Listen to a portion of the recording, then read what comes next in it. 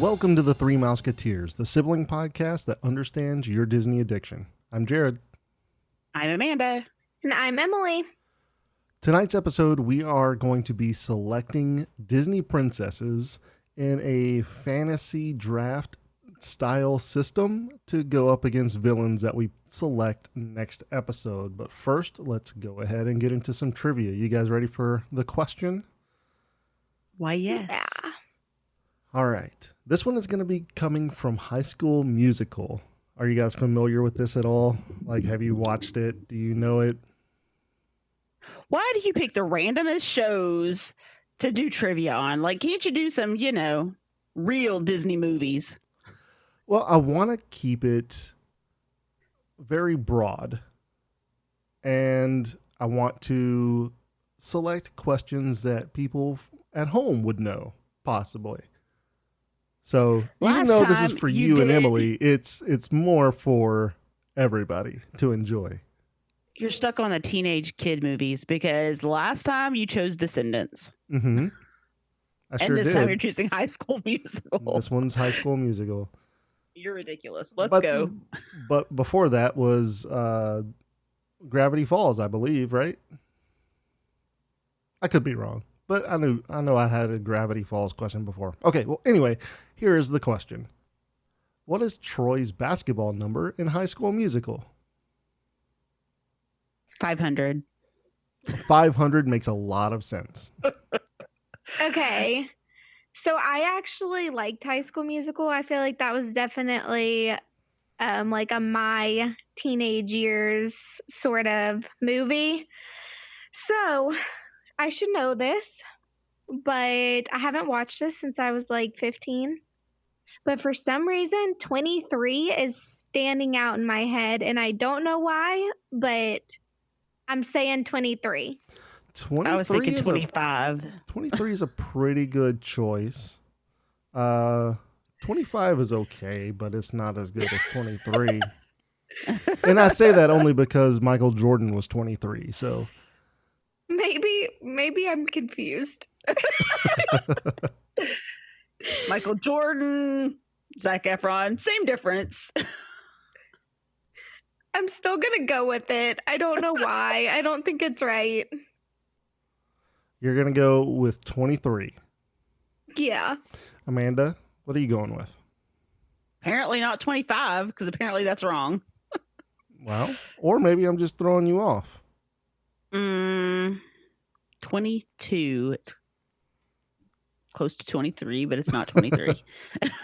Is 22 close to 23? I'm going through my Rolodex of numbers. I do believe 22 is pretty close to 23. Yes, you're right. Mm-hmm. Okay, is that your final answer? Sure. Yes. Okay.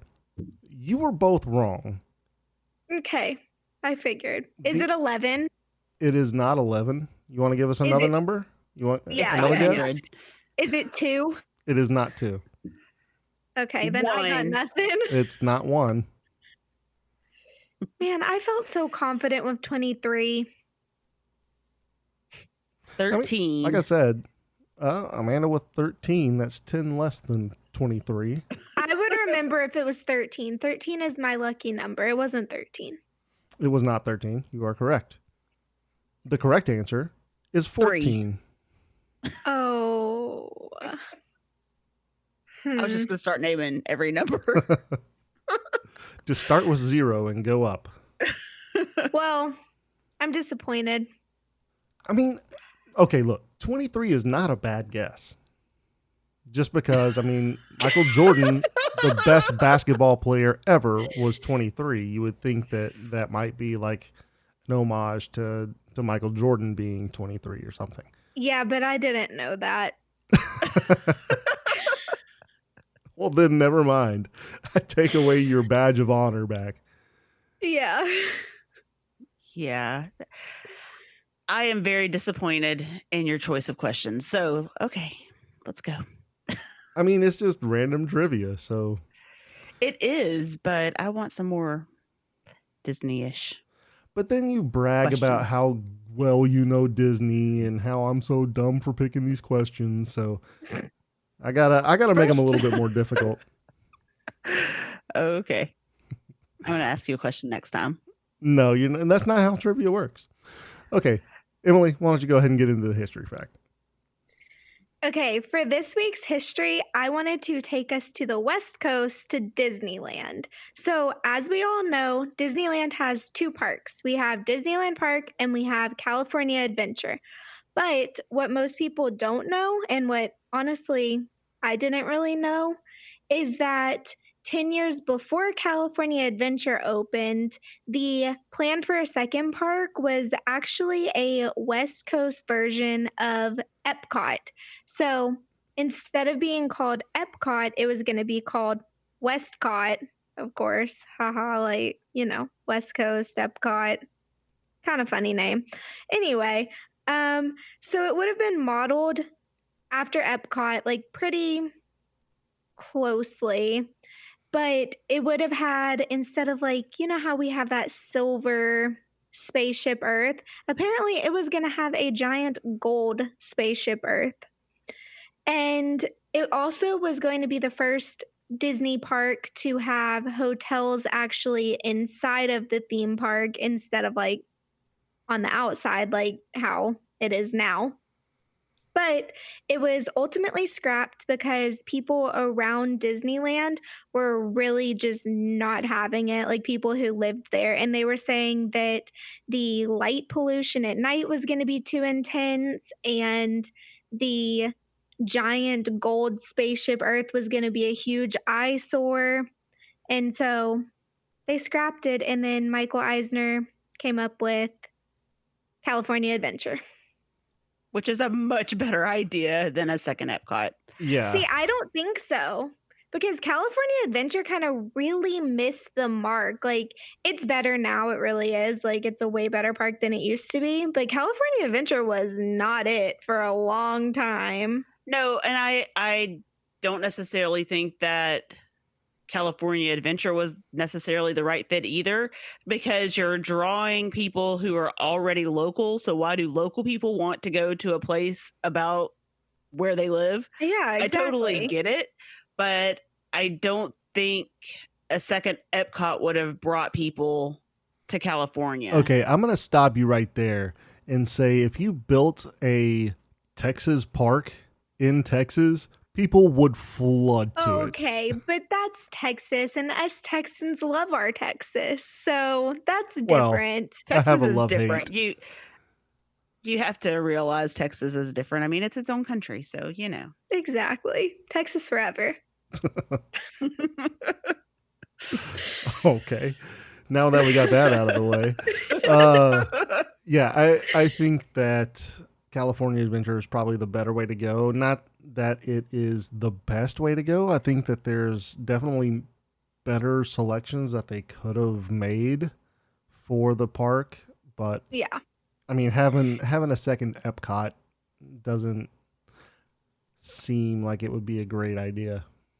See, and I'm kind of mixed because Epcot's my favorite park, so I would not be complaining if there was a second Epcot, but I would need some like extreme differences. Like I would need the idea of Epcot, but with different countries in the world showcase and different like futuristic type rides and things like that. Like I would need something that's a little bit, not Like- an exact carbon they would have copy. taken a carbon copy. Yeah. Is my feeling. They would have taken Probably already what Epcot is and put it over there, which I But think they were already changing things up with the gold spaceship Earth.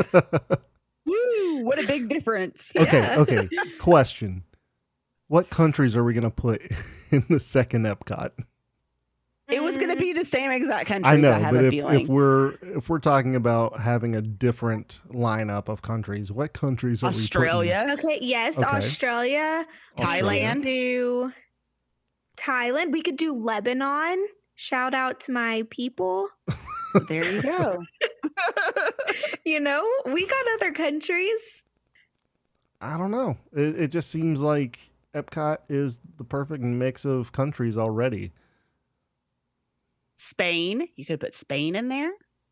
Yeah, Spain, why sure. isn't Spain included? I've seen a big like pool for Brazil. Yep. Brazil, that's the one I was about to mention too. Yep. Okay. You guys are proving me wrong. That's fine. You could do Hawaii, even though it's a state. You could maybe do Hawaii because they have their own culture. You could do New Zealand, even though you have Australia. You could do New Zealand. They have totally different cultures. Oh, we could have like Iceland, Greenland, Russia. They have a strong culture there too, so I think that would fit. Okay. Yeah, I can see filling up enough space with these countries. So, all right, it's not that bad. I think it would also be cool to have hotels within the park. I've been saying this the whole time. I still want them to add hotel rooms to the Tower of Terror. So we know that's a horrible idea. It's not a horrible idea, though. I would love that. You wouldn't be able to afford to stay there anyway, so I don't know what you're talking about. That is true. Because there's not going to be a whole bunch of rooms there. There's just going to be X number of rooms because most of the tower is actually taken up with the ride. So you may have a floor and people are going to want to stay there. So, all the rich people are going to stay there. It's going to be super expensive. Oh, yeah, most definitely. Okay, well, let's go ahead and get on with the show. Amanda, why don't you go ahead and give us a tip? All right. I actually want to talk about the Star Wars virtual half marathon. I personally would love to do this. I've been in one Run Disney event so far, and it was a lot of fun. So I think doing the Star Wars half marathon would be fun too. The nice thing about that is you don't have to do it all at one time. It's not just a day. It is actually scheduled from January 1st to March 31st, 2021. So you can run a little bit each day if you wanted to, or you could run it all at the same time. Oh, that's very interesting. I haven't heard about this yet. I've heard of the Star Wars half marathon, but I did not know that. I just figured it was like a one-day event like most of the Disney runs. Yeah, so this one, the virtual one, is not. You have, 3 months to do the event, whatever. And you still get the medal and the participation stuff, just like you would. It does cost. It's like $59, so $62 with the service fee thing they have on it. But it's a little motivation to get you moving. That is true. I was going to ask if you still got the medal and all the things that you get for the in-person marathons, and you answered that, so. You did. You can actually pair it with the Star Wars Rival Run weekend, which is April 15th through 18th, and do a combination of the virtual and the actual half marathon, and you will have done the Kessel Run Challenge. Okay, pretty cool. I guess you can still dress up, but it's going to be a little bit weirder whenever you dress up by yourself and go running in Star Wars gear, like in your neighborhood. You're running like Chewbacca down your road. Yes. Hilarious. I'd love to see it. So yes, please, somebody in my neighborhood, sign up for this and run in your Star Wars outfit. That'd be awesome. I'm going to get a Jabba the Hutt costume. Oh my God. Oh yes. I would love to see that. Could you imagine me running in a Jabba the Hutt costume? That is ridiculous. I need video of this, please. Okay, well, that's a pretty good tip. I like that. Something that I haven't heard of for sure. Okay, so let's go ahead and get into our segment for the week. Our segment is Hero or Villain, and I picked Tony Stark. And I do want to say this. I picked Tony Stark, not Iron Man. Tony Stark is Iron Man. Tony Stark is Iron Man, but I'm picking Tony Stark before he became Iron Man. You can't specify. I can't specify. I can sure as hell specify. even when he turns into Iron Man, he's still Tony Stark. You can't do that. I can, The whole and I will. No, you can't. You have to decide whether Tony Stark, before he became Iron Man, is a hero or a villain. Emily, what is your first thought? I don't even know Tony Stark before he was Iron Man. Okay. I'm just going to take it away. Okay. Have you not seen the first Iron Man movie? Have you not seen any of the comic books? I have seen the first Iron Man movie, yes. And I have seen... Yes. I have not read the comic books. I have seen the first Iron Man movie. And I did not know we were going like... I knew we were saying Tony Stark, not Iron Man. But I thought we were talking through his whole, career. I didn't realize this was like directly before Iron Man, but I feel like it still applies that I feel like he is ultimately a hero because he had good ideas for the greater good of the world. He was just, or is just kind of a jerk, and he takes stupid risks, and he's kind of, Tony Stark's kind of a jerk, right?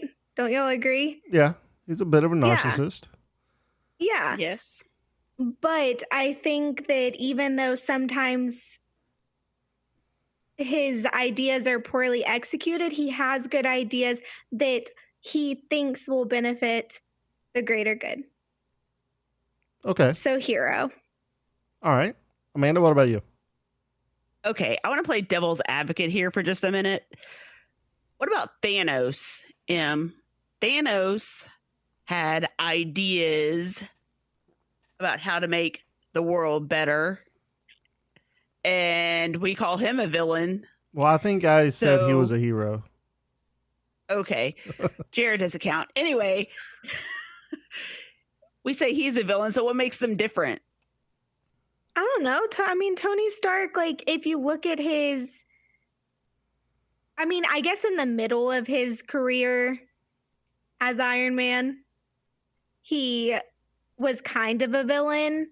But then ultimately, I just look at the complete body of work. And at the end, he made the ultimate sacrifice. And I know we're supposed to be talking about Tony Stark, not Iron Man. Yeah, we're not talking about Iron Man.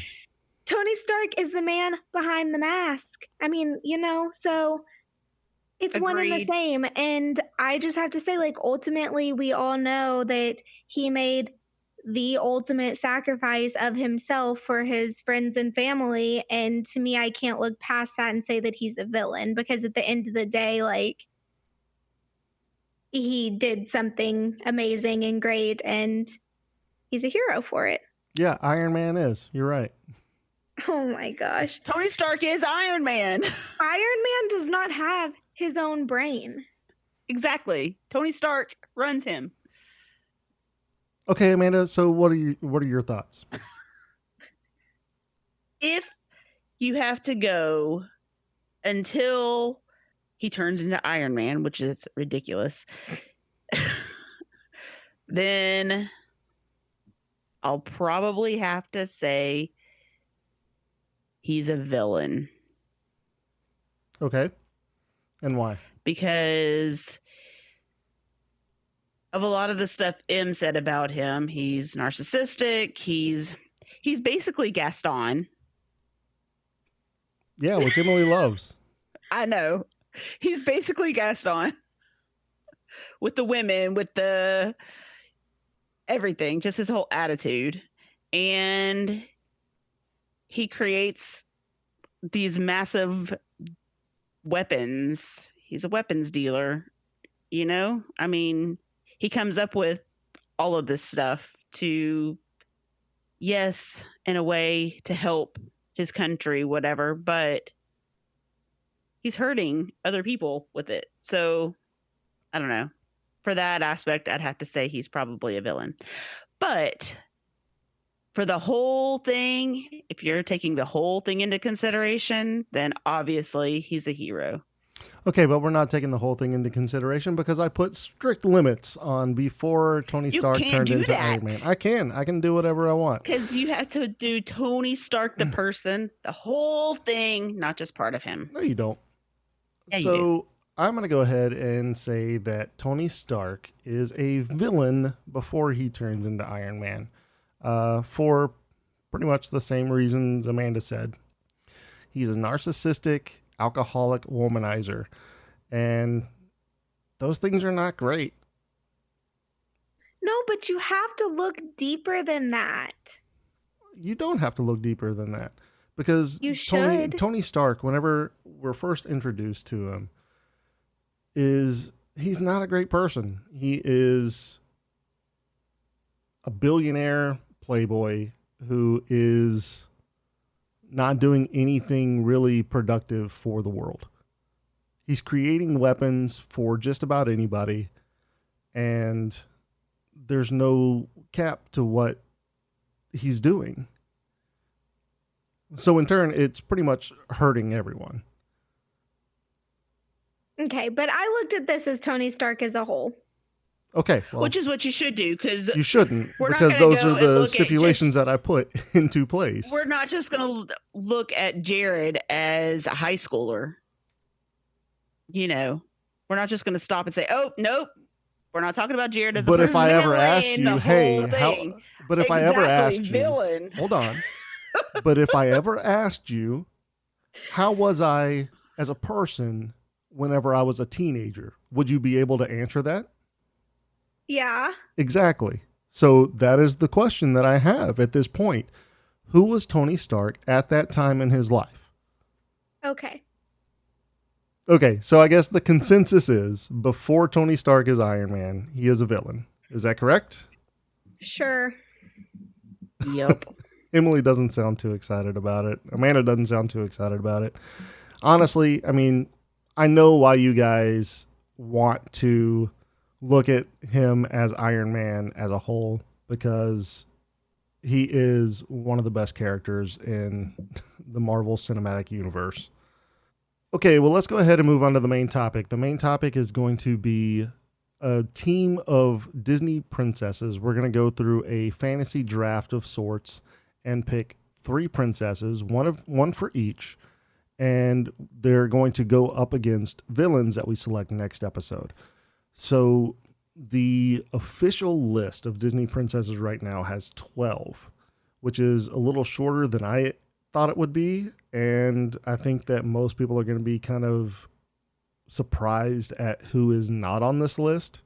But let's go ahead and name them off. So first we have Snow White, we have Cinderella, Aurora, Ariel, Belle, Jasmine, Pocahontas, Mulan, Tiana, Rapunzel, Merida, and Moana. So who wants to go first in selecting their Disney princess? I'll go first. Okay, go ahead. My pick is Rapunzel. Oh, very interesting. Yes, and the reason I chose her is because she is the only one of the princesses that has magic powers, and her hair is magical. And if somebody gets hurt or unfortunately dies, she can bring them back and heal them. So I think you need to have a healer on your team. That is very good.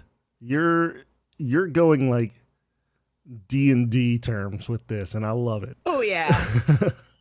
Because you always need a healer. So you need a cleric. That is a very good choice. She did not make my top 3, but I can see now why she was your pick. Did you see the error of your ways? Yes. I still wouldn't have picked her. I mean, but I see why you did. Yeah, I see why you did, and I'm very happy that you did for the reasons that you did. So, all right, Emily, what is your pick? Okay, this was a toss-up for me between two, but ultimately I went with Moana, and it's not just because it's my favorite or one of my favorite Disney movies and she's my favorite princess and all that stuff. I actually have reasons Okay. beyond that. So, Moana has the earth pretty much on her side, especially the water. So, the water will come and help her. It will help her get to safety. It will also help her defeat villains, I feel like. So she uses the water like it's a magical power, and I feel like that can be a very good asset. She also has and I don't know if this is cheating, but she has access to a demigod who can grant her things that she needs. So I feel like you need Moana, who has a demigod on her side. Plus, of course, I mean, she's just, even though she's young, she's, I think, one of the bravest, strongest princesses, which she's not really a princess, she's a chief, but princess in Disney terms. Yeah. And I mean, she goes after what she believes in for the people she loves, and she's not afraid to go and do things for herself as well, no matter how like big the task is or how frightening, I guess. So I think she's definitely one to have on your team. Yeah, I agree Okay. with that. I would not have picked her at all. I mean, I understand why you did, but she did not even cross my mind, even though I love her. She is one of my favorites. Didn't even cross my mind, though. That's funny. Yeah. She was like one of the top ones that immediately I was like, okay, yeah, she would be great. Yeah, I she had was one of my three that top were two. I had three that were my top, and she was not one of them. So interesting.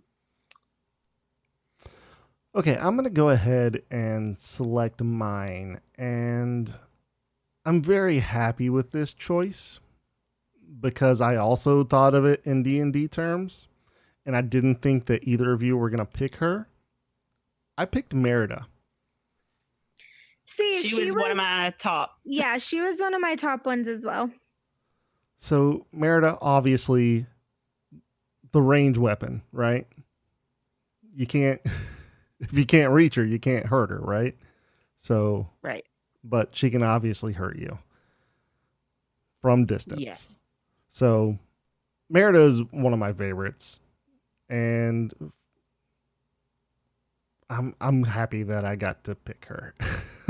Like I said, I chose her for D&D terms, and she's very good with her bow. She's good on horseback. So, yeah. I'm picking Merida. Good Great choice.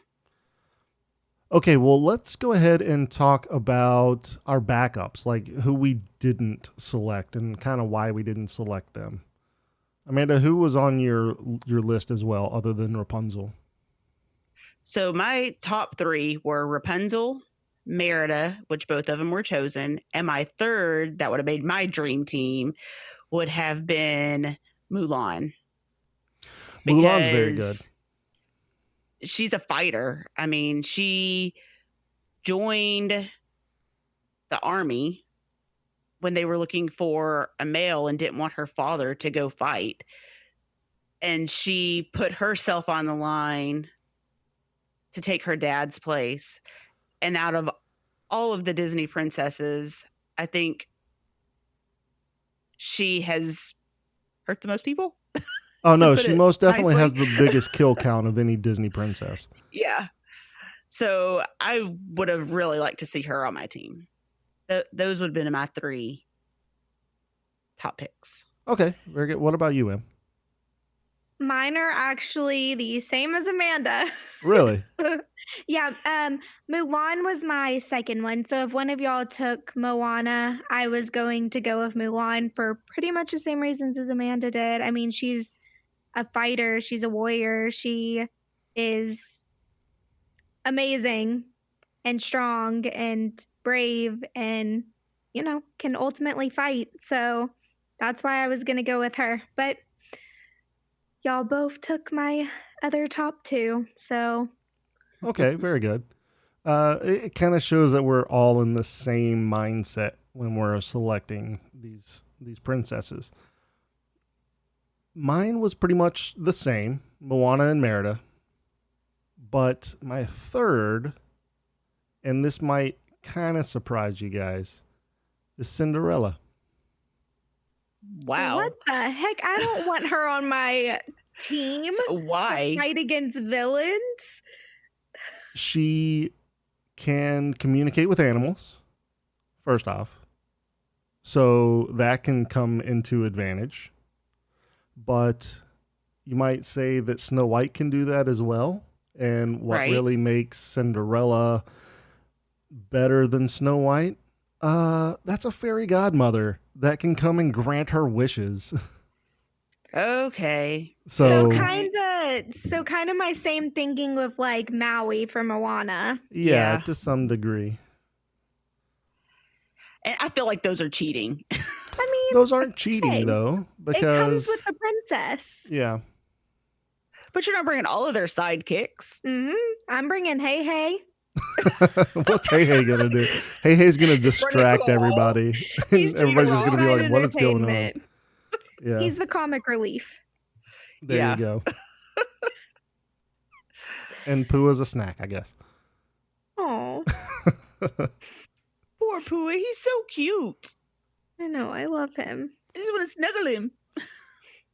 So I guess let's go ahead and talk about the princesses that we didn't pick. What about Snow White? What kind of advantages would Snow White have, and why didn't we pick her? Okay, so advantages, obviously, she can talk to animals. Maybe that can come in handy. She also has, like, 7 little men that will probably do pretty much anything for her. Exactly, and they all carry pitchforks and not pitchforks, axes and, Pickaxe? Pickaxe, that's what it's called. Yes. So, I don't know. If we're bringing all sidekicks, maybe Snow White would have been a good choice. Yeah. A point that I made earlier as well is that she's so pale that if it's winter during the fight with the villains, she can blend in, like built-in, camouflage. Yeah, camouflage. It's a good advantage. For sure. Okay, what about Aurora, though?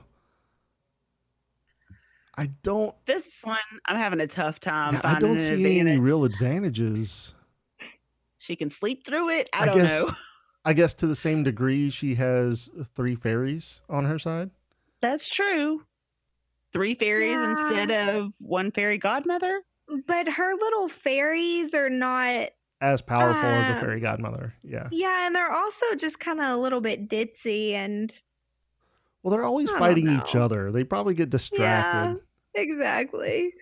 Well, I would kind of think that they would be on the same level as Maleficent. Weren't they all like friends? Yeah. Yeah, but Maleficent is like obviously way more powerful than the fairies. They're so little and I don't know. They're kind of just, like I said, ditzy. What about Ariel? Ariel has some good aspects. She could have. Her father is the king of the ocean. I mean, you got all the ocean animals on your side.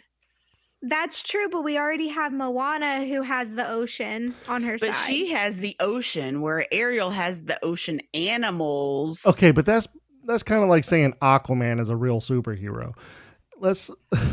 Wow. I mean, what good does that do? In all honesty, unless you're in a fight in the ocean, that doesn't really do much of anything for you. I mean, if you're traveling via boat, you would have to be in that certain specific. Listen, I think having water on your side is a great asset, but having water on your side is fine. Having the animals inside the water, not that big of a deal. There are animals. Wow. I think it could be. Not all animals that live in the ocean only stay in the ocean. Most do. Not all. Give me an example of what kind of animal you would bring into a fight. If you're on land and you're calling some ocean animal, what are you going to call? An octopus. It has 8 legs. They are very smart. They are very smart. I mean, they can wrap themselves around you, suffocate you. Yeah. So you want to bring in ocean aliens, okay? Besides that, I don't think you have anything. I know. I don't turtles. think Ariel. You can bring a sea turtle. They're pretty slow moving once they reach land. They are most definitely. Seagulls. Seagulls are not ocean animals. No, but Ariel does have seagull friends. Scuttle. She does. Mm-hmm. So I guess that kind of opens up the question, does she communicate with all animals and maybe not just ocean animals?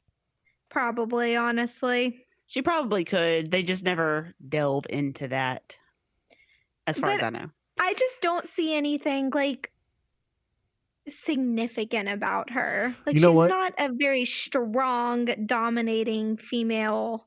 One thing we are completely ignoring, and I do want to bring this up. She is a mermaid. Not anymore. Hold on.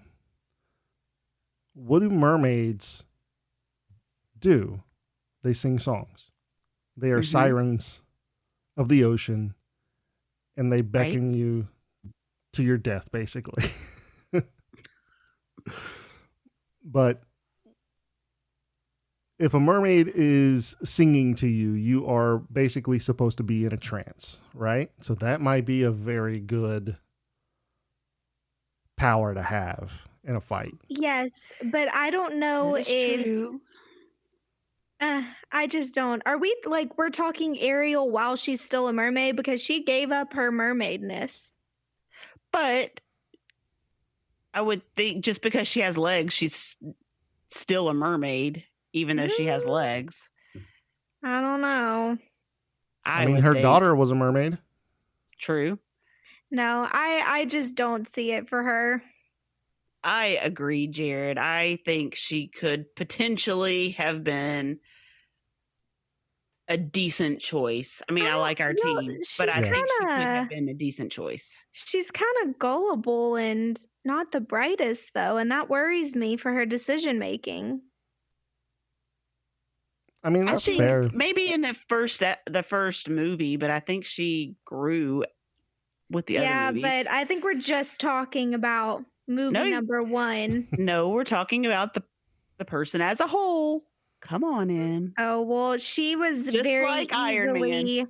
She was very easily tricked by a villain. We don't need someone who was easily tricked by a villain on our team to fight the villains. That's true. Maybe not. Okay, well, that narrows it down from a lot of them then. Yeah. What about White?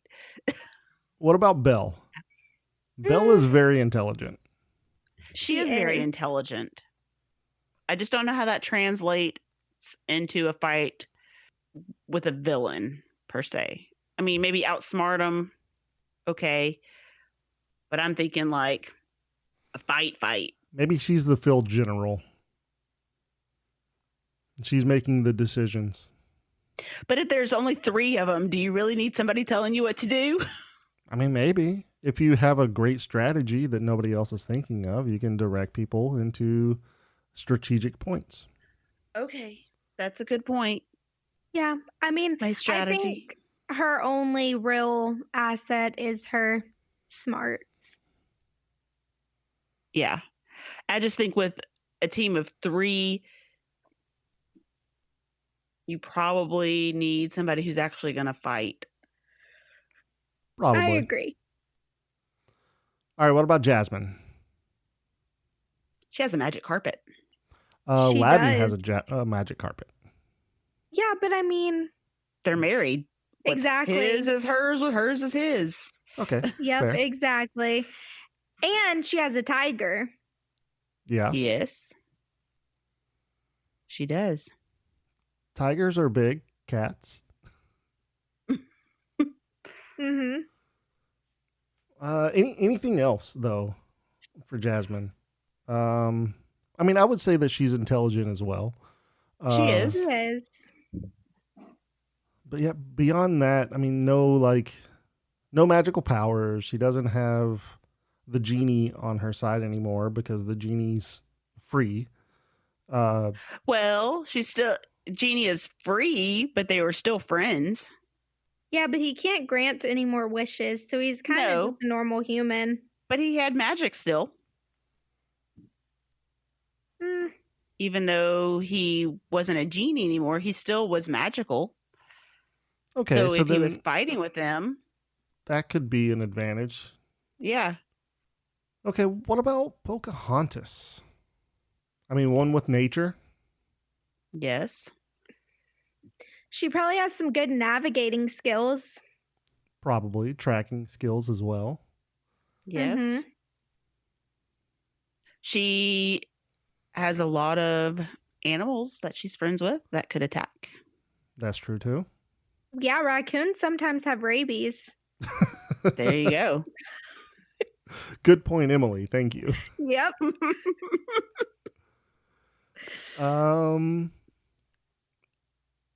I guess what else? I mean, I guess with her connection to John Smith, she has ammunition and firearms.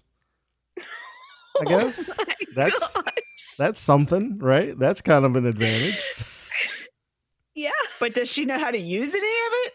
Maybe. I mean, I don't know if any of these princesses are properly trained. I mean, look, Merida is definitely trained. Mulan and Merida, probably not. Yeah. Those are probably the only two, and we only have one of them on our team. That's true. And I feel like she's only trained with bows and arrows. Who? Merida? Merida for sure is only trained with bow and arrow. Yeah, I'm not giving her a gun. Same concept, point and shoot. Okay. Rapunzel's good with a frying pan. A frying pan, yeah. True. All right, so I mean, Pocahontas has some very good skills, but I don't think they're skills that are going to be good for going up against villains like we're gonna put them against. I agree. Yeah. I mean, that kind of brings us to the last one, Tiana. And I'm having a hard time thinking of how Tiana is going to do up against villains. I know. I love Tiana. I do too. But I'm just not. She has an alligator friend. She does, but he's like big, harmless teddy bear. Yeah. He probably has a bad side if he needs to.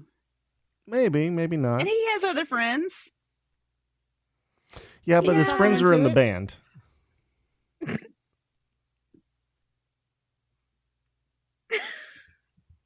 Yeah, I don't know about Tiana. I'm trying to think of some. She can cook a delicious meal and slip something in there, you know? Yeah, she could poison the beignets. Exactly. The gumbo. Hey, the gumbo would be easy. Yeah. Slip some sleeping powder in there, you know? That's true, but that's about all I got for her. Like, you guys say that as if the villains would actually like just sit down and have dinner. Like, they have to eat. Like, exactly. Like imagine this. The villains are approaching and Tiana's like, "Here, have some food before we fight." And they're like, "Oh yeah, most definitely. This looks delicious." Well, okay, the fight can take place. They can lure them to New Orleans, and what if they just don't even know that it's Tiana's restaurant and they happen to go eat there and then she poisons them? I like this scenario that's playing out where the villains are just going to have dinner. Like, yeah. Like normal people.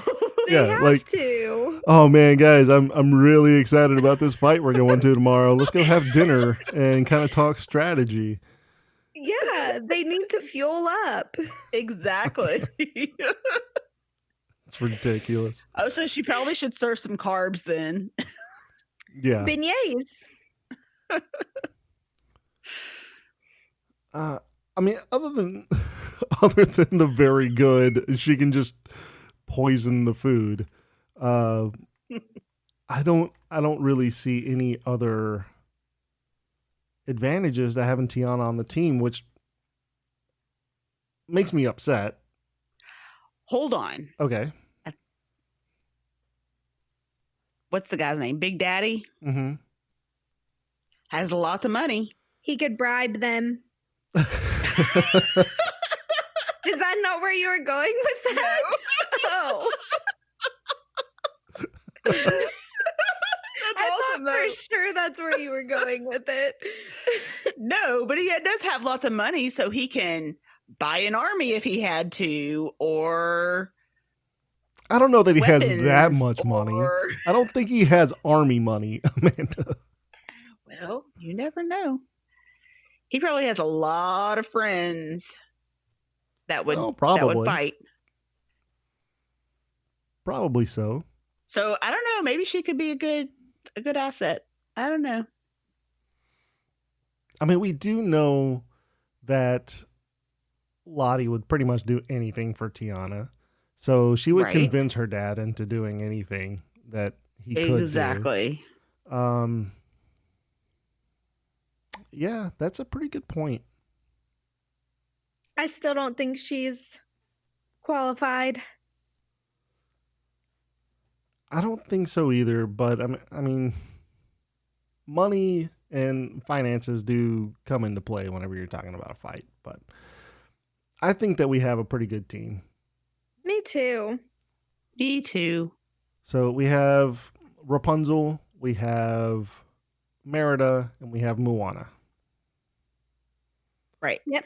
So next episode, what we're going to do is we're going to kind of go through the same type of list for villains and come up with a villain team to go up against our heroes. Obviously, the princesses are going to win, but we're going to talk about like how the princesses would win. So definitely join us on our next episode. So that's going to bring us into mousekeeping. We do want to remind you that we do have a YouTube channel. You can find that at bit.ly/T3M YouTube. That is bit.ly/T3M YouTube, all lowercase. If you love the show, let us know. Leaving a 5-star written review is a good way to let us know how we're doing and if we're covering the topics that you want us to cover. Right now is a great time to go to Disney World. The crowds are lower than you'll probably ever see them again. And you can get some amazing pictures in front of the castle where there's nobody standing there. If you are ready to plan your trip to Disney World, contact me and let me help be your guide. You can follow me on my Facebook page, Amanda.hollis Capture the Magic Vacations, and find all of my contact information in the show notes. My services are 100% free to you. Join us for our next episode releasing Thursday, September 17th. We will be talking about our villain picks for our battle against the princesses that we picked today. Be sure you're subscribed to the show so that you're updated when a new episode comes out every other Thursday. Okay, that's going to do it for this week. Thank you all for listening. You can also be a part of the magic by following the show at T3M Podcast on all social media platforms. That's T3M Podcast. Leave us a 5-star written review and we'll read it on an upcoming episode. If you have an announcement that you would like to have on the show or just want to reach out to us, you can send us an email at t3mpodcast@gmail.com. Have a zippity-doo-dah day. See you real soon.